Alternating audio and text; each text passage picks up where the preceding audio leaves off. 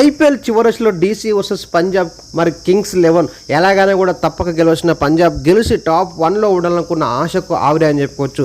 వాస్తవానికి ఒత్తిడిలో చిత్తైనటువంటి పంజాబ్ మరి వాస్తవానికి ముందుగా బ్యాటింగ్ చేసి సుమారుగా 225 పైన స్కోర్ కూడదని చెప్పి అనుకున్నారు. అయితే చివరిలో మన స్టైనిస్ అద్భుతంగా ఆడడంతో మన పంజాబ్ మొత్తానికైతే 206 రన్స్ కొట్టడం జరిగింది. తదనంతరం చేజింగ్ను ఆరంభించినటువంటి మన ఢిల్లీ మరి కనీసం ఎక్కడ కూడా పోటీకి తగ్గకుండా పోటీలో ఉండే విధంగా ప్రతి ఓవర్కు 10 పైన రన్నౌట్ కొట్టు సూపర్ షోతో అదరగొట్టింది. అయితే గత వరుసగా 5 మ్యాచ్లు 6 మ్యాచ్లు ఓడిపోయి ప్లే ఆఫ్ నుంచి నిష్క్రమించిన ఢిల్లీ మరి చివరి మ్యాచ్ కూడా గెలుపుతోటి మరి విజయాన్ని ముగించిందని చెప్పుకోవచ్చు, టోర్నీని ముగించిందని చెప్పుకోవచ్చు. ఏదేమైనా కూడా నిన్న జరిగిన మ్యాచ్లో ఇటు పంజాబ్ అదేవిధంగా ఢిల్లీ అద్భుతంగా నువ్వా నేనా ఆడినప్పటికీ అంతిమ లక్ష్యం మాత్రం మొత్తానికైతే ఢిల్లీకి వర్తిస్తుందని చెప్పవచ్చు. వాస్తవానికి మరి అక్షర పటేల్ లేని లోపంలో పాబ్లో ప్లస్ కెప్టెన్షిప్ చేసి మరి తను ఈ విధంగా ముందుకు నడిపించిన తీరు అద్భుతం అని చెప్పవచ్చు. ఏదేమైనా కూడా ఢిల్లీ అదేవిధంగా పంజాబ్ ఇద్దరు బ్యాట్లు కూడా అద్భుతంగా ఆడారు.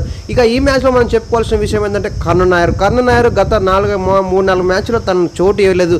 అయితే ముంబై మ్యాచ్లో అదరగొట్టిన కర్ణన్ తర్వాత 2-3 మ్యాచ్లకు ఇటు ఫస్ట్ డౌన్లో వచ్చి అటు ఓపెనర్గా వచ్చి మరి ఏ ప్లేస్లో ఆడలేక గందరగోళంతో విఫలమైన కర్ణన్ నాయర్కు ఎట్టగానే కూడా ఈరోజు ఫస్ట్ డౌన్లో దింపే వరకు 44 రన్స్ చేసి టీం విజయాల్లో కీలక పాత్ర పోషించాడు. ఒక దశలో టీం ఢిల్లీ ఓటమి దశలో ఉన్నప్పటికీ తను ఆడుతున్నంతసేపు ఎక్కడ కూడా మరి రన్ రేటు తగ్గకుండా స్కోర్ బోర్డుని పెంచి అద్భుత విజయంతో మరి ఢిల్లీని ముగించని చెప్పుకోవచ్చు ఫ్రెండ్స్.